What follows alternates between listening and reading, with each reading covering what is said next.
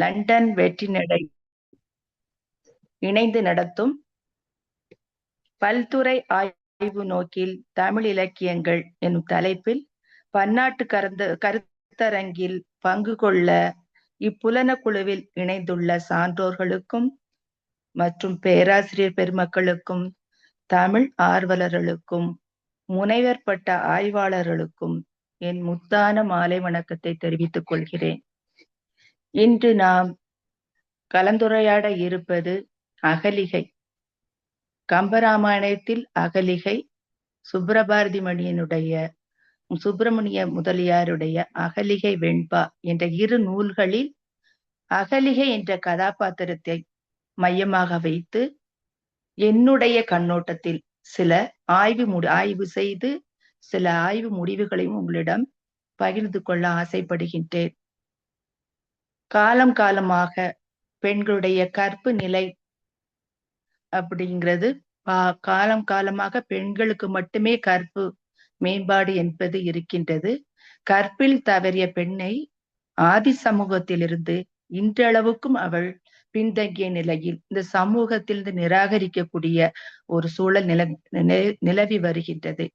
இதை இக்கால சமூகத்தில் ஒரு மாற்று கண்ணோட்டத்தோடு சங்க காலத்தில் தொடங்கி இக்காலம் வரைக்கும் இருக்கக்கூடிய இதிகாசங்களும் காப்பியங்களும் பெரும் காவியங்களும் பெண்ணை எப்படி பாவித்தது, எப்படி பாவித்து கொண்டிருக்கின்றது அப்படிங்கிறத உங்களிடம் சில ஆய்வுகளை முன்மாதிரியாக வைத்து என்னுடைய முடிவுகளை பகிர்ந்து கொள்ள ஆசைப்படுகின்றேன். இதிகாசங்கள் அப்படிங்கும்போது கம்பராமாயணம், ராமாவதார். இந்த இதிகாச கம்பராமாயணத்தில் சீதையை தீக்குளிக்க சொன்னாங்க. என்ன? சீதையினுடைய கற்பை நிலைநாட்டுவதற்காக. முதலில் தோன்றிய காப்பியமான சிலப்பதிகாரத்திலும் கண்ணகியினுடைய கற்பு எப்படி இருக்கின்றது, தெய்வ நிலை அடைகின்றாள். இந்த ராமாயணத்திலும் சீதை தீக்குளித்து பெண் தெய்வமாக மாறிவிடுகின்றாள். அப்போ ஒரு பெண் இருக்கும் பொழுது எப்படி அலைகழிக்கப்பட்டு பின் இறக்கும் பொழுது புனித நிலையை அடைகின்றாள் அப்படிங்கிற கண்ணோட்டத்தில் இருக்கு. இது சமயம் சார்ந்ததாக இருக்கின்றது. இதிகாசங்களும் காப்பியங்களும் பெண்ணை இழிவுபடுத்தி கடைசியில் இறுதியில் ஒரு தெய்வ நிலைக்கு கொண்டு போயிருக்கக்கூடியதாக இருக்கின்றது.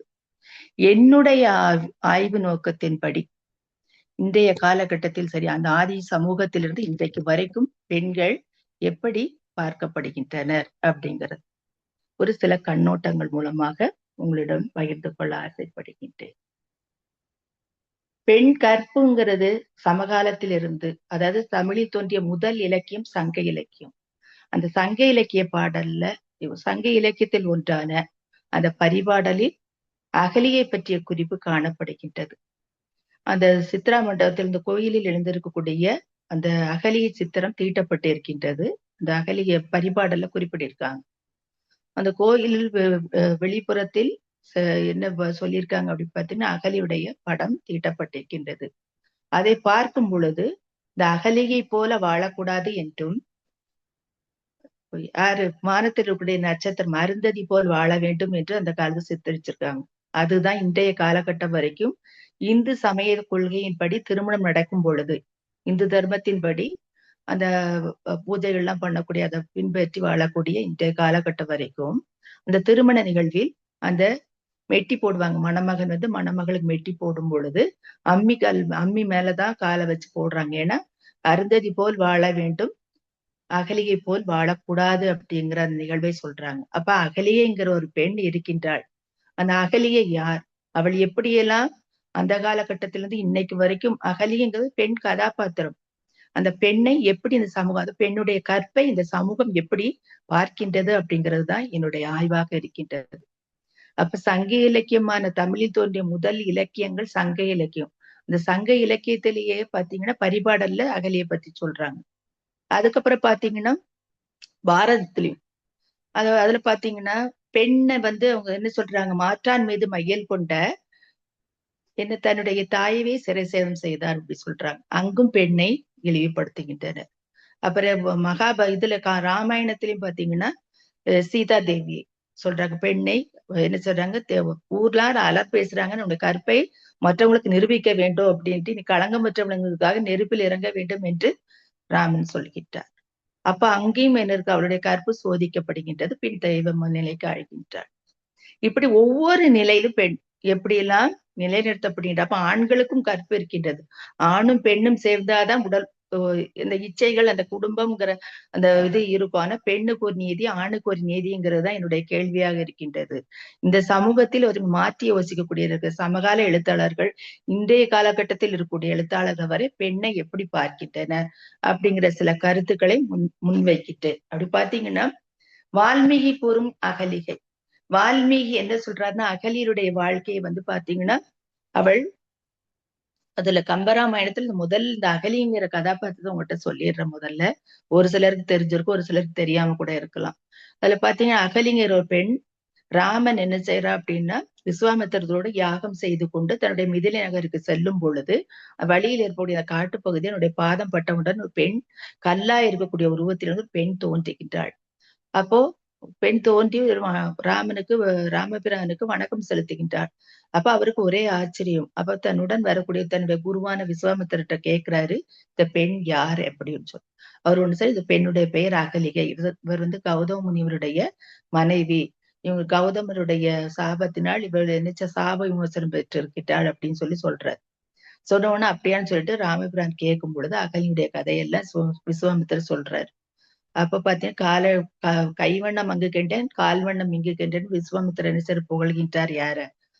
ராமபிரான. இது ஒரு சமயம் சார்ந்ததாக கூறப்படுகிறது. ஏன்னா பெண்ணுடைய கற்பு நிலை, அதாவது கற்பிலிருந்து தவறியதால் அவள் கல்லாக சபிக்கப்பட்டாள். ஏன் அப்படின்னு கேட்கும் பொழுது, வானுலகத்தினுடைய தேவர்களுக்கெல்லாம் தலைவன் இந்த விஸ்வாமித்திரர் அகலியினுடைய கதையை யார்கிட்ட சொல்றார்? ராமபிரான் சொல்றார்.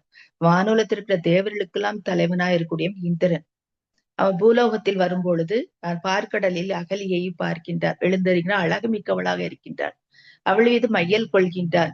வானவத்திற்குடைய தேவர்களுக்கெல்லாம் தலைவனாகக்கூடிய இந்திரன், வானவத்திற்கு இருக்கக்கூடிய ரம்பை, ஊர்வசி, திலோத்தமை போன்ற அதாவது உலகம் இல்ல, ரொம்ப அழகிகள், அந்த அழகு மிக்க பெண்களை காட்டிலும் சாதாரண பூலோகத்திற்குரிய அகலி இந்திரனுடைய கண்கு அழகாக தெரிந்தவளை மனைவியாக ஆக்கிக் கொள்ள வேண்டும் ஆசைப்படுகின்றான்.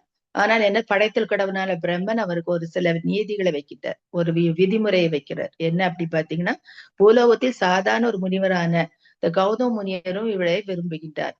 அது உலகத்துக்கெல்லாம் தலைவனாக, விண்ணுக்கும் மண்ணுக்கும் தலைவனான இந்திரனும் இவள் மீது ஆசைப்படுகின்றார். அவ படைத்தல் கடவுளான பிரம்மதேவன் இவளை திருமணம் செய்ய வேண்டுமென சில இது ஒரு போட்டி வைக்கின்றார். அந்த போட்டியில என்ன செய்யறாங்க அப்படின்னு சொன்னா, முகமும் முன்புறமும் பின்புறமும் ஒன்றாக தரக்கூடிய ஒரு உருவத்தை நீ வணங்கி விட்டு வந்தால் இந்த பெண்ணை உனக்கு திருமணம் செய்து கொடுப்பேன் அப்படி சொல்லும் பொழுது, இவன் தான் விண்ணும் மண்ணும் அவரு நினைச்சா உலகத்தையே ஒரு சுற்றுல வந்தக்கூடியவரா, வலம் வரக்கூடியவரா யாரு இருக்கிறா? இந்திரன் இருக்க. சாதாரண ஒரு விஷயம் சொல்லிட்டு உடனே அதற்கு ஒரு நிபந்தனைக்கு உட்பட்டு எல்லா இடம் சுத்தி சுத்தி பாக்குறாரு, காணும். அப்போ பார்க்கவே முடியல. முகமும் அதாவது முகத்தோற்றத்தை போல முன்புறமும் பின்புறமும் ஒரே தோற்றத்தை உடையதாக முகமுடைய ஒன்று வலமரம்னு சொல்லிட்டு, அப்ப பாத்தீங்கன்னா கௌதம முனிவர் வேற சாதாரண சரி இவரால ஒண்ணும் பண்ண முடியும், நம்மதான் அதுல வெற்றி பெறுவோம் அப்படின்னு சொல்லிட்டு இந்திரன் மேல கிளம்பிட்டார். எல்லா இடம் பாக்கிறதுக்காக. அப்படி ஒரு உருவத்தை 3 முறை வலம் வரவனுக்கு தான் கல்யாணம் பண்ணி கொடுப்போம் அப்படின்னு சொல்றாங்க. சரின்னு சொல்லிட்டு அப்படி இருக்கும் பொழுது கௌதம முனிவர் யோசிச்சுட்டு இருக்கும் போது யார் நாரதர் வர்றாரு. நீங்க என்ன மனசுல நினைக்க தெரியும், இப்பவே உனக்கு அதை எதை காட்டுற அப்படி சொன்னோன்னா அவர் சிரிப்பாரு. என்ன எங்க போய் இது பண்ணும்பொழுது, வீட்டில் இருக்கக்கூடிய அந்த வீட்டில் அருகிலே இருக்கக்கூடிய மாட்டு தொழுவத்தில் ஒரு பசு மாடு தன்னுடைய கன்றை ஈனுக்கிட்டன. அப்ப ஈண்டுகிட்ட அந்த காட்சி பசுமாட்டுடைய முகமும் அது பின்புறத்தில் அந்த கன்று, அந்த மாட்டினுடைய உருவம், கண்ணுக்குட்டியினுடைய உருவம் ஒன்றா தெரியுது. 3 முறை வலம் வணங்குறாரு. அப்புறம் அவர் வெற்றி பெறாரு. அப்புறம் அவர் அகலிகை என்ன செய்யறாருன்னா, கௌதம முனிவருக்கு கல்யாணம் பண்ணி கொடுத்துறாரு. அப்ப முனிவரங்க பட்சத்தில் திருமணம்ங்கிறது இருக்கான்னா அது அந்த காலத்தில் இருந்திருக்கின்றது. கல்யாணம் பண்ணி கொடுத்தாச்சு. அப்படி வாழ்த்து கொண்டு இருக்கும் பொழுது இவர் எல்லாம் தேடிட்டு திருமணம் நடந்து இவருக்கு ரொம்ப அசிங்கமா போயிடுச்சு இந்திரனுக்கு. மின்னுலகத்திற்கும் மண்ணுலகத்திற்கும் அதிபதியான நான் ஒரு சாதாரண ஒரு பெண்ணை கல்யாணம் பண்ண கூட முடியலன்னு சொல்லிட்டு அவள் மீது இருக்கக்கூடிய ஆசையானது, அந்த உணர்வானது அவருக்கு ஒரு வெகுண்டு ரொம்ப அது ஒரு தீயாகவே இருக்கின்றது. தீ போரி போல அவருக்கு நெஞ்சுக்குள்ள அழுத்திக் கொண்டே இருக்கின்றது. கொஞ்ச நாட்கள் அது என்ன இருக்குது, ரொம்பவே வேகமா வருது. வந்தோடனே அவளை திருமணம் தான் செய்ய முடியல, அவளை அனுபவிக்க வேண்டிய எண்ணம் வரும் பொழுது மாற்று உருவம், எந்த உருவமும் எடுக்கக்கூடிய ஆற்றல் பெற்றவனாக இந்திரன் இருக்கின்றான். கௌதம முனிவர் போல வேடம் தரித்து பூலோகத்துக்கு வராரு.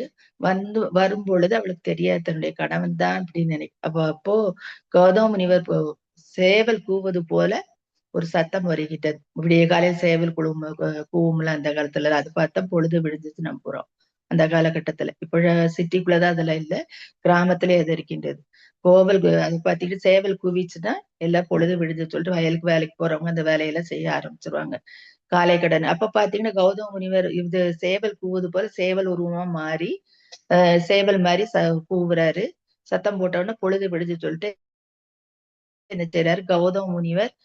அந்த காலத்துல எல்லாம் பாத்தீங்கன்னா அலைக்கடன் கழிப்பதற்கு ஆத்தங்கரைக்கு குளத்தங்கரைக்கு தான் போவாங்க. அது மாதிரி இவர் ஆத்தங்கரைக்கு செல்கின்றார். செல்கின்ற பொழுதுதான் தெரியுது ரொம்ப இருட்டா இருக்கு. எப்பவும் போல கொஞ்சம் அந்த வெளிச்சம், லேசான வெளிச்சம் கூட தெரியலையே அப்படின்னு சொல்லிட்டு தன்னுடைய இல்லத்துக்கு வர்றதுக்காக நினைக்கிறார். அந்த நேரம் பார்த்து திருப்பி சேவல் வடிவத்தில் இருக்கக்கூடிய இந்திரன் கௌதம முனிவர் மாதிரி வேடம் தரித்து, அவர் எந்த உருவமானாலும் மாறக்கூடிய ஆற்றல் பெற்றவரா யார் இருக்கிறா, இந்திரன் இருக்கின்றார். கௌதம முனிவர் மாதிரி வீட்டுக்குள்ள வந்து தன்னுடைய அந்த அகலியுடன் சிற்றின்பத்தில் ஈடுபட்டு இருக்கிறார். தன் கணவன் என்று நினைத்து அவளும் உடன்படுகின்றாள். திருப்பி பொழுது விடியல சொல்லிட்டு வீட்டுக்கு வந்து 2 பேரையும் பாக்குறாரு. பார்த்த உடனே இவருக்கு என்ன இருக்கு, அவளுக்கும் என்ன செய்வது தன் கணவன் நினைச்சிருக்கிறா. அவர் இல்லைங்கும்போது அவளும் என்ன செய்யறா, ஒன்றும் சொல்ல முடியாமல் மூர்ச்சையேற்று நிலையறிந்து நிற்கின்றாள். நீ வந்து கற்பு நெறியில தவறின தன்னுடைய கணவன் யாரு மாற்றான் என்று தெரியாமல் நீ இப்படி இருக்கிறாய் என்று கற்பு நெறியில நீ தவறி விட்டா நீ கல்லா போன்னு சபிக்கிறாரு. இப்படி இச்சையுடன் பிற பெண்ணை நீ தீண்டியதால் உடன் உறுப்புகள் முழுவதும் 1000 கண்களாக மாறுக என சாபம் இடுகின்றார். யாருக்கு, இந்திரனுக்கு. இந்திரனுடைய சாபம் அவனுடைய உடல்ல 1000 கண்கள் இருப்பது அவனுடைய பார்வைக்கு மட்டும்தான் தெரியும், மற்றவருடைய பார்வைக்கு தெரியாது. அந்த குற்ற உணர்ச்சியும் ஒவ்வொரு நாளும் அவனை கொண்டு இருக்கும். அவனும் எங்க போயிடுறான், இந்திரனும் விண்ணுலகத்துக்கு சென்று விடுகின்றான். இதுதான் இந்த கதையினுடைய நோக்கம். எப்ப பாத்தீங்கன்னா ஆணும் பெண் அமைச்சு செய்து தவறு என்று சொல்ல முடியாது. ஒரு முனிவராக வாழ்ந்தாலும் தன்னுடைய திருமணம் செய்த பின்னாடி தன்னுடைய மனைவியோடு இல்லற வாழ்க்கையை வாழாதவராக யார் இருக்கிறா, கம்பர் காட்டக்கூடிய அந்த அகலியே இருக்கின்றார். அதே மாதிரிதான் இததான் பின்வரக்கூடிய எழுத்தாளர்கள் பின்வர சமகாலத்தில் இந்த கம்பராமாயணத்தில் இருக்கக்கூடிய அகலியையும் சுப்பிரமணிய முதலியார் எழுதிய அந்த அகலியையும் அதான் சொல்றாங்க. இதுல வந்து கம்பராமாயணத்தில் இருக்கக்கூடிய அகலியை வந்து இதுதான் சரி நமக்கு தெரியாம பண்ணதுங்கிறது தெரியாமையே அவ நினைச்சிருக்கா, இப்படி தெரிஞ்சோ தெரியாமலோ இது ஆயிடுச்சு. அப்ப நம்ம கற்பு நிலையில் தவறி விட்டோம்னு தன்னுடைய கணவன் கிட்ட சாபத்துக்கு அவள் என்ன செய்யறா, உடன்படுகின்றாள். ஆனா சுப்பிரமணிய முதலியாருடைய அகலிகை ஏன் எதற்கு என்று கேள்வி கேட்காமல் ஆசிரியர் அதில் கேட்கின்றார். இதுல என்ன அப்படின்னு பாத்தீங்கன்னா, அந்த பெண் தவறு இழைக்கவில்லை, மனதால் அவளை எப்படி தூய்மையானவள், உடலால் அவள் கலங்கப்பட்டு விட்டாலும் அவளுடைய கணவனுடைய பரிசம் அவள் மேல் படாமல் இருப்பதால் தன்னுடைய கணவன் யாரு மாற்றான் என தெரியாமல் நிலைக்கு அந்த தள்ளப்படுகின்றாள் அப்படின்னு சொல்றாங்க. யாரு, சுப்பிரமணிய முதலியார் இந்த அகலிக்காக ஒரு குரல் கொடுக்கின்றார். இதுல பாத்தீங்கன்னா கொஞ்சம் மாற்று சிந்தனையும் இதில் இருக்கின்றது. அதற்கப்புறம் வரக்கூடிய எழுத்தாளர்கள் பாத்தீங்கன்னா என்ன சொல்றாங்கன்னா, புதுமை பித்தன் இந்த அகலிய கதாபாத்திரத்தை வச்சு சொல்றாரு. புதுமை பித்தன் அப்படிங்கிற விருதாச்சலருடைய இயற்பெயர். அவருடைய புதுமை பித்தன் கவிதை சிறுகதை தொகுப்புல சாப விமோசனம் அப்படிங்கிற இதையும் அகல்யா என்ற ஒரு சிறுகதையும் எழுதியிருக்காரு. அதுல இந்த மகாபாரத ராமாயணத்தில் இருக்கக்கூடிய அந்த அகலியையே கொஞ்சம் மாற்று கண்ணோட்டத்தோடு பார்த்திருக்கிறார். ஒரு பெண்ணுக்கு ஒரு நீதி, ஆணுக்கு ஒரு நீதியா என்ற கேள்வி கேட்பது போல தன்னுடைய புதுமை சிந்தனையை பொறுத்திருக்கிறார் புதுமை பித்தன். அப்புறம் பாத்தீங்கன்னா விந்தனுடைய பாலும் பாவை அப்படிங்கிற நூல்ல சொல்லியிருக்காரு, ஒரு பெண் மட்டும்தான் தவறு இருப்பாரு, ஆணும் செய்ததுதான் தவறு. அப்ப பெண்ணுக்கு ஒரு நீதி, ஆணுக்கு ஒரு பால் ஒரு கெட்டு விட்டால் அந்த பாலை வேற ஒண்ணுமே பண்ண முடியாது. அத மாதிரி ஒரு பெண் உடலளவில் கெட்டிருக்கார், மனதளவில் கெடவில்லை. அது பாலும் பாவையாகாது, பாவையும் ஒரு நாள் பாலாகாது அப்படிங்கிற தன்னுடைய முற்போக்கு சிந்தனையை இந்த விந்தன் தன்னுடைய பாலும் பாவையும் அப்படிங்கிற நூல்ல தெரிவிச்சிருக்கிறாரு. அதுக்கப்புறம் பாத்தீங்கன்னா இவர் ராஜநாராயணன் அவருடைய அந்த இதுல நூல்ல சொல்லியிருக்காரு. அதுல என்ன அப்படி பாத்தீங்கன்னா, கரித்துண்டு அப்படிங்கிற அந்த இதுல சொல்லியிருக்கிறாரு. கரித்துண்டுங்கிற நாவல்ல ஒரு பெண் உடலளவிலும் அதாவது என்ன சொல்றாருன்னா, ஒரு ஆண் எப்படி பிற பெண்ணோடு வாழ்ந்துவிட்டு ஒரு ஆண் இப்படிதான் இருப்பான். ஆணை இந்த சமூகம் ஏற்றுக்கொள்ளுகின்றது. ஆண் தப்பு பண்ணா அந்த உலகம் இந்த உலகமும் சரி, இந்த சமுதாயம் சரி நிராகரிக்கல. இதே இது ஒரு பெண் தவறு செய்தால் அந்த சமூகத்தில் எல்லாரும் அந்த பெண்ணை மட்டும் ஒதுக்கி வைக்கின்றனர். கேவலமாக பேசக்கூடிய நிலைக்கு தள்ளப்படுகின்றனர். இந்த நிலை மாற வேண்டும். ஆண் தவறு இழுத்தாலும் சரி, பெண் தவறு இழுத்தாலும் ஒரே நீதிதான். ஏன்னா ஒரு பெண் எப்படி ஒரு ஆண் ஒரு பிற ஆடவரோடு எப்படி இருக்கின்றாளோ அதே மாதிரி பெண் பிற ஆடவரு இருந்தாலும் சமூகம் ஏற்றுக்கொள்ள வேண்டும். அது உணர்வு ரீதியாக உள்ள நிலையா, மனநிலையாக, உளவியல் ரீதியாக உள்ள நிலையா என்று மாற்று சிந்தனையை வலியுறுத்தக்கூடியதாக இவருடைய இருக்கின்றது. இப்படி அகலிகருடைய கதை காலங்காலமாக பல நிலைகளில் வந்தாலும் இந்த அகலிகை கதாபாத்திரத்தில் முதலில் மகாபாரத பரிபாடல் இலக்கியங்களிலும் சரி, இதிகாசங்களிலும் சரி, காப்பியங்களிலும் சரி, பல நிலையில் பெண் சமூக நீதியாக பெண்ணுடைய கற்பின் மேம்பாட்டையும் பெண் கற்பு நிலையில் தவறிவிட்டால் சமூகம் அப்படி எப்படி அவளை மிதித்து பின்தள்ளுகின்றது, ஒதுக்கி வைக்கின்றது அப்படிங்கறத சொல்றாங்க. அப்ப அங்க என்ன இல்ல, பெண் சுதந்திரம் இல்ல, பெண்ணுக்கு உரிமை இல்ல, பெண் நசுக்கப்படுகின்றாள் அப்படிங்கிற நிலையதான் ஆதி சமூகத்தில் சொல்லப்பட்டது. அதுதான் சமூகவியல் சார்ந்ததாகவும் அப்படி இதிகாசங்களையும் காப்பியங்களையும் பெண்ணை தெய்வமாக கொண்டு வந்தாங்க. கடைசியில கண்ணகி என்ன செய்யறா, தன்னுடைய கணவன் கல்வன் என குற்றம் சாட்ட பின்னர் மதுரை மாநகரையே தீக்கிரையாகி கடைசி பெண் தெய்வம் நிலை கிடைக்கின்றார்.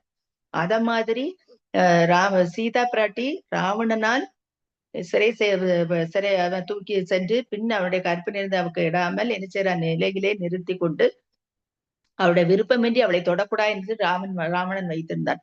பின் தன் கணவன் மீட்டெடுத்த பின்னாடி ஊரார் அலர் தூற்றுவதற்காக தன்னுடைய அன்பு மனைவியான காதல் மனைவியான அந்த யார சீதாவை தீக்குள் இறங்க செய்து கற்பை நிலைநாட்ட வேண்டும் அப்படி சொல்லும்பொழுது அவளும் தன்னுடைய கணவன் சொல்லை மறுக்காமல் என்ன செய்யறா, தைப்பிழம்புக்கு உள்ள பூமியின் உள்ளே போறா, நெருப்பில் இறங்கி தன் கற்பை மேம்பட்டு கடைசி தெய்வ நிலைக்கு மாற்றுகின்றார்.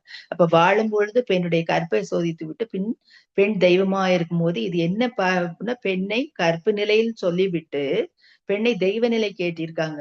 அப்ப இங்க என்ன இருக்குன்னா, சமயம் சார்ந்த சமயத்தை வலியுறுத்துவதற்காக பெண்ணை இழிவுபடுத்தி பின் தெய்வ நிலை கொண்டு வந்தாங்களா அப்படிங்கிற சமய சார்புடைய ஒரு இருக்காது. பெண்ணை அடிமைத்தனம்ங்கிறது இருக்குது, ஆணாதிக்கம் மேலோங்கி இருக்கிறது அப்படிங்கறதை நம்ம பார்க்க வேண்டும். ராமாயணத்தை கம்பர் எழுதினாரு. இது சிலப்பதிகாரத்தை யார் எழுதின, இளங்கோவடி எல்லாருமே ஆண் கதாபாத்திரங்கள். ஆணாதிக்கம் மேலோங்க வேண்டும் அப்படிங்கிறதுக்காக பெண்ணை இழிவுபடுத்தி இதிகாசங்களும் காப்பியங்களும் தோன்றியன அப்படிங்கிற மறு சிந்தனை என்னுடைய மனதில் தோன்றியது.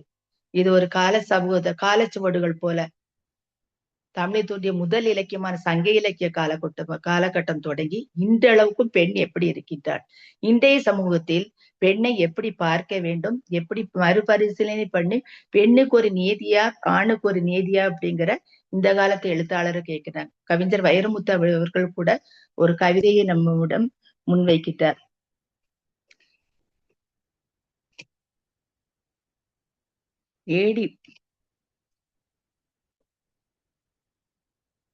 ஏடி அகலியை எப்போதடி பெண்ணாவாய் என்று கேட்டுவிட்டு கானகத்தில் அன்று சதைக்கல்லாய் கிடந்த நீ சமூக சந்தியில் இன்று சதைக்கல்லாய் கிடக்கிறாய் என்று கூறுவதால் இன்றைய பெண்களின் நிலையை அவருடைய நிலையும் ஒத்ததே என்கிறார். இதற்கு காரணம் ஆண்களே என்பதையும் கூறுகின்றார். கலங்காதே மகளே, கல்லாய் போனதென்ன நீ என்றோ நினைக்கின்றாய், காவி சாமி என்ற கௌதமனின் மனசல்லோ, ஆண்வர்க்கமே உனது அநீதி அழுக்கை அந்த சாபக்கல்லில் அடித்து சலவை செய்து கொள்வாயா? இவ்வாறு அகலியை பற்றி கூறும் வைரமுத்து கல்லாகி போன அந்த அகலிகையை கௌதமனின் மனமே கல்லாகி போனது, நீ அல்ல கல்லாகவில்லை, உன்னுடைய கல்லாகி போன உனக்கு சாபம் விட்ட அந்த கௌதமனுடைய மனசுதான் கல்லா போனது அப்படி சொல்றாரு. அகலிகையினுடைய பாவமும் நீ எந்த பாவமும் என்ன செய்யல அப்படி சொல்றாரு. இவ்வாறு கற்பை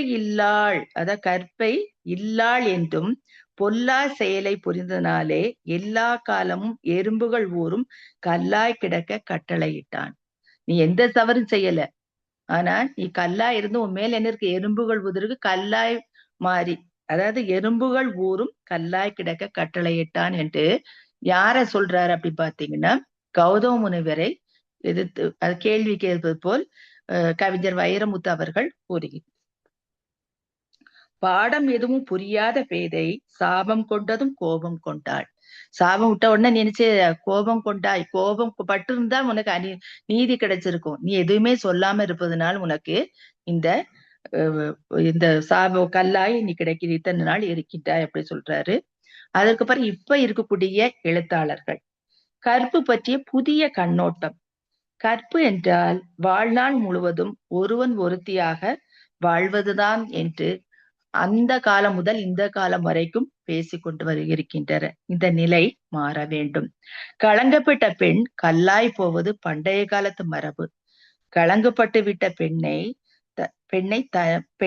குளிப்பாட்டி குளிக்க வைத்து நெருப்பாக கருதி அவள் களங்கத்தை போக்குவது தற்கால மரபு அப்படிங்கிற இதுதான் கொஞ்சம் மாற்றி யோசிக்கிறது. அந்த காலத்தில் களங்கப்பட்டு விட்ட பெண்ணை சமூகத்திலிருந்து ஒதுக்கி வைத்தார்கள். இந்த காலத்தில் கற்பை இழந்த பெண்ணை நீரில் குளிப்பாட்டி அவளுடைய களங்கத்தை போக்க வேண்டும். அதுதான் மரபு.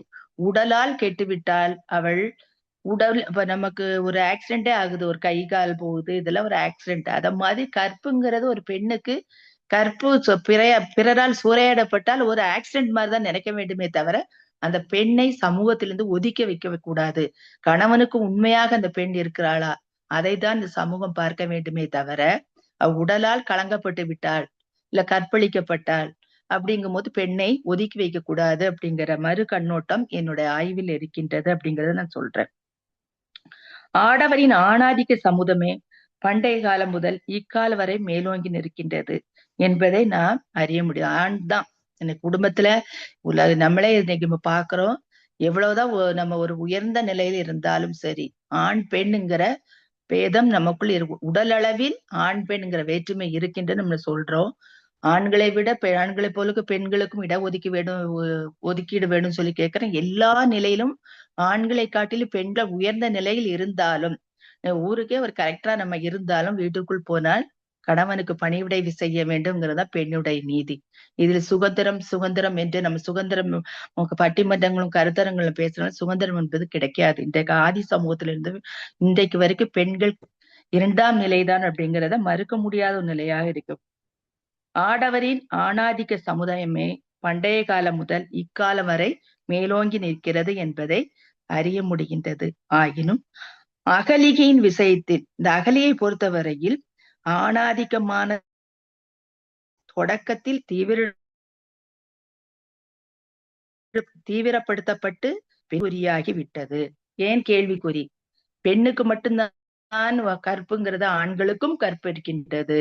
மனதால் ஒரு ஆண் ஒரு பெண்ணை நினைத்தாலே அவன் கற்பில் கணங்கப்பட்டு விட்டான். அத மாதிரி ஒரு பெண் மனதால் தன்னுடைய கணவனை விட்டு மனதால் பிற ஆடவரை நினைத்தால் அவள் கலங்கப்பட்டு விட்டாள். இது உடல் அளவில் இல்லாமல் மனதளவில் கலங்கப்பட்டு விட்டாலே இந்த கற்பு நிலைங்கிறது மாறிவிட்டது அப்படிங்கிறத சொல்றார். இந்த சுப்பிரமணிய முதலியாருடைய அகலிகை வெண்பாவும் கம்பராமாயணத்தில் வரக்கூடிய அகலியிலும் இருக்கக்கூடிய முடிவுகளை வைத்து நாம் பார்க்கும் பொழுது கம்பராமாயணத்தில் சில முடிவுகளை ஆய்வு செய்து சில முடிவுகளை பகிர ஆசைப்படுகின்றேன். கம்பராமாயணத்தில் உள்ள அகலிகை படலத்தில் காணப்படும் கருத்துக்கள் வாழ்வில் கற்பின் முக்கியத்துவத்தையும் வெளிப்படுத்துவதையும் வெண்பா வகையில், அதாவது அகலிகை கற்பின் மேம்பாட்டை கூறுவதோடு கூறுகிறார். அதாவது சமுதாயத்தில் கம்பராமாயணத்தில் கம்பர் சொல்லக்கூடியது கற்பினுடைய மேம்பாடு மட்டும்தான் சொல்றார். ஆனா சுப்பிரமணிய முதலியாருடைய அகலிகை வெண்பாவில் கற்பினுடைய மேம்பாடும் அதை எதிர்கொள்ளும் மனப்பான்மை மேம்பாடு சொல்லியிருக்காங்க. அதை எப்படி நம்ம ஃபேஸ் பண்ணணும் அப்படிங்கறத சுப்பிரமணிய முதலியாருடைய அகலிகை வெண்பா நமக்கு எடுத்து கூறுகின்றது. இரு நூல்களுமே இந்த கம்பராமாயணத்தில் வரக்கூடிய அகலிகையும் சரி, சுப்பிரமணிய முதலியாருடைய அகலிகை வெண்பா, இந்த 2 நூல்களிலுமே கற்பு ஒழுக்கத்தை கூறினாலும் ராமனுடைய இறைப்பணியை வெளிப்படுத்துவதற்காகவே மட்டுமே இந்த நூல்கள் எழுந்தன அப்படிங்கிற சில ஐயப்பாடுகளும் என்னுள் எழுகின்றது. கம்பராமாயணத்தில் இடைக்கால இலக்கியங்களிலும் அகலிகையின் செயல் சமயம் கண்கொண்டே நோக்கப்படுகின்றது. ஏன்னா பரிபாடல்ல இருக்கக்கூடிய அந்த கோயில்ல இருக்கக்கூடிய சுற்று வட்டாரத்தில் இருக்கக்கூடிய சித்ரா மண்டபத்தில் அந்த ஓவியம் தீட்டப்பட்டு இருக்கின்றது. அதை பார்க்கும் பொழுதுதான் அப்போ அகலியை போல் வாழக்கூடாது, அருந்ததியை போல் வாழ அப்படின்னு சொல்றாங்க. அதே மாதிரிதான் அகலிகை அகலிகையின் செயல் இழிவாக கருதப்பட்டு அந்த சமுதாயத்தில் புறக்கணிக்கப்பட்டது. இக்கால இலக்கியங்களிலும் கௌதமர் குற்றவாளியாகப்பட்டு அகலியை காப்பாற்றும் நோக்கு முனைப்பாக இருக்கின்றது. தன் கணவனுடன், அதாவது தன்னுடைய திருமணமான புதியதில் தன் மனைவியுடன் குடும்ப வாழ்க்கையை வாழாத ஒரு முனிவர், கௌதம முனிவர், தன் மனைவி தன் கணவன் யாரு, மாற்றான் யாரு என்று கணவனுடைய பரிசமே பட்டதில்லை. யாருக்கு? அகலியா. அப்ப தன்னுடைய கணவன் யாரு, மாற்றான் யாரு என்றது உருவத்தில் தெரியாமல் அவள் உடன்படுகின்றார். இதில் யாருடைய தவறு? கௌதமருடைய தவறா, அகலிகையுடைய தவறா என்று பிற்கால எழுத்தாளர்கள் கேள்வி கேட்கின்றார். என்னுடைய ஆய்வும் அதுதான், என்னுடைய முடிவும். தன்னுடைய கணவனுடைய பரிசமே இல்ல. கௌதம முனிவர் தன்னை கணவன் மனைவியாக வாழ்றாங்க, சிற்றின்பங்க வாழ்க்கை, குடும்ப வாழ்க்கைங்கிறத இல்ல. அப்படி இருக்கும்போது தன்னுடைய கணவன் உருவத்தில் வரக்கூடிய இந்திரன் தன்னுடைய கணவன் என்று நினைத்து உடன்படுகின்றார். அப்படி இருக்கும்போது அவளுக்கு மட்டும் எப்படி அவர் சாபம் விடுகின்றாள்? இப்படி கற்பு நிலையிலிருந்து தவறிட்டேன் என்று சாபம் விடுகின்றார். அப்ப யாருடைய தவறு? இது அகலியுடைய தவறா, கௌதமுனியுடைய தவறா அப்படிங்கிறத பின்ன என்னுடைய முடிவாக, என்னுடைய கேள்வியாகவும் நான் வைத்திருக்கின்றேன். இந்த சுப்பிரமணிய முதலியாருடைய ஷேக்ஸ்பியர் அந்த லூக்ரீஸ் கற்பழிப்பு என்ற கதைப்பாடலை தழுவிதான் அகலிகை வெண்பாங்கிற நூலை சுப்பிரமணிய முதலியார் எழுதியிருக்கார். அப்போ இது பரிபாடலும் சரி, மகாபாரதத்திலும் சரி, கம்பராமாயணத்திலும் சரி, சிறுகதைகளிலும் சரி, கவிதைகளிலும் சரி, சமகால எழுத்தாளர்களுடைய புதினங்களிலும் சரி, அகலிகை பல்வேறு விதமாக சித்தரிக்கப்பட்டாலும் உளவியல் ரீதியாக பாதிக்கப்பட்டிருக்கின்றார். அதாவது அவள் மனம் சார்ந்த விஷயங்கள், பெண் களங்கப்பட்டு விட்டால் உடல் அளவிலா மனதளவிலாங்கிறத ஆய்வு செய்ய வேண்டும். ஆய்வு செய்யாமல் எப்படி ஒரு முடிவை சொல்லலாம் அப்படிங்கிற ஒரு கேள்விக்கணையும் தொடங்குகின்றது.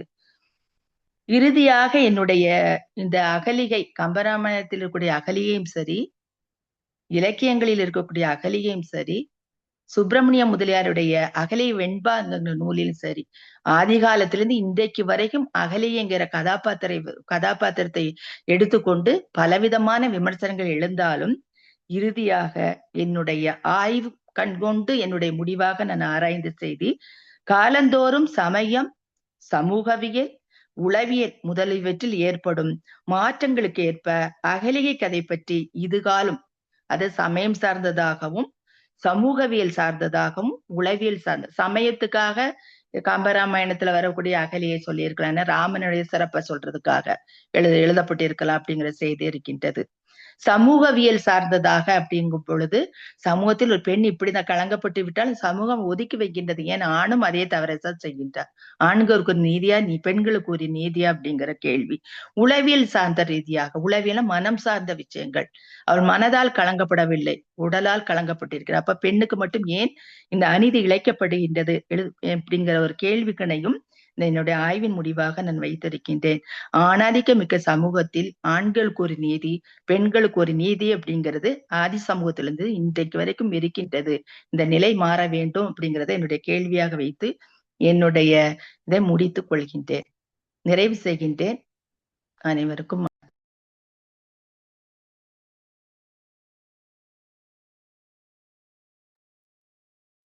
யாராவது கேள்வி கேட்கணும் அப்படின்னு நினைச்சீங்கன்னா நீங்க தாராளமா என்ற கேள்வி கேட்கலாம்.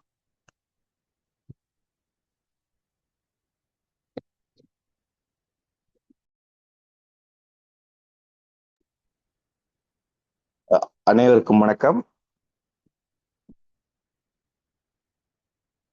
மேடம் அழகா அகலிகை பத்தி இவ்வளவு நேரம் நம்மகிட்ட ஆய்வு நோக்கத்துல சொன்னாங்க. நேரம் கருத்தில் கொண்டு மேடத்துக்கு நம்ம சங்கம் சார்பா மறுபடியும் நாங்க நன்றியை தெரிவிச்சுக்கிறோம். ஏன்னா நாங்க கரெக்டா 7 மணிக்கு ஆரம்பிச்சு கரெக்டா 8 மணிக்கு முடிக்கிறத வழக்கமா கொண்டிருக்கோம். ஒவ்வொரு 2 மாதங்களுக்கு ஒரு முறை நாங்க இந்த FTP நடத்திட்டு இருக்கோம். பன்னாட்டு பயிலரங்கம், கருத்தரங்கம் இதெல்லாம் நடத்திட்டு இருக்கோம். எல்லாருமே எங்களோட பயணிக்கிறதுக்கு காரணம் 7 மணிக்கு ஆரம்பிச்சு 8 மணிக்கு முடிக்கிறது. ஏன்னா எல்லாத்துக்குமே கோல்டன் டைம். வேலைக்கு போறாங்க, வீட்டுக்கு போறாங்க. வீட்டுக்கு போற நேரத்துல நான் கேட்டுருவேன், சார் கரெக்டா 8 மணிக்கு வீட்டுக்கு போறதுக்குள்ள நீங்க முடிச்சிருவீங்க சார் அப்படிம்பாங்க. இன்னைக்கு ஒரு 10 நிமிஷம் தாமதமா ஆரம்பிச்சாலும் மேடம் கரெக்டா பண்ணிட்டாங்க. நன்றிங்க. ஏதேனும் கேள்விகள் இருந்தா ஒரு 5 நிமிடங்கள் கேட்கலாம்.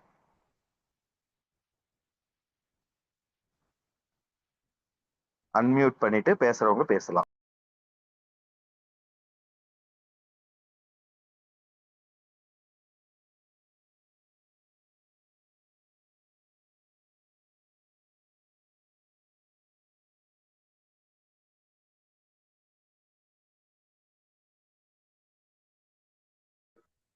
ஹலோ, வணக்கம் மேடம். நான் திருநெல்வேலியிலிருந்து ராம்கோ பொறியியல் கல்லூரி தமிழ் பேராசிரியர் முனைவர் ராஜேஸ்வரி பேசுறேன். இப்ப அகலிகை மாலைன்னு ஒண்ணு சொன்னீங்கல்ல, அதனுடைய ஆசிரியர் யாருன்னு தெரிஞ்சுக்கலாமா?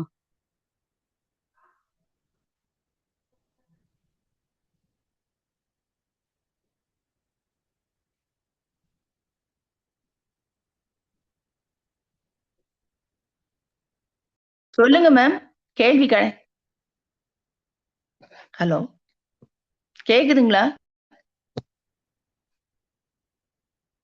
அகலிகை பேசுறது கேக்குங்களா?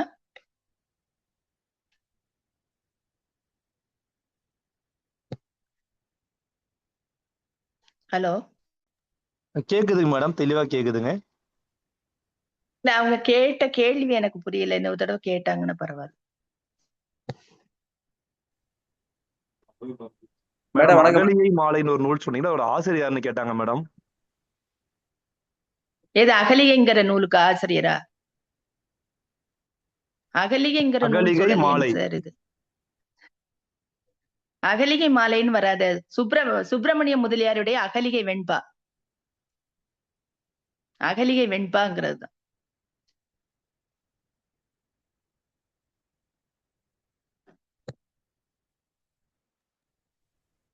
வணக்கம், அனைவருக்கும் வணக்கம். வணக்கம். மேடம், புதுக்கோட்டை மேலைச்சூப்புரி கணேசர் கலை அறிவியல் கல்லூரியிலிருந்து பேராசிரியர் பொன் கதிரேசன் பேசுறேங்க. சொல்லுங்க சார். இந்த விடுமுறை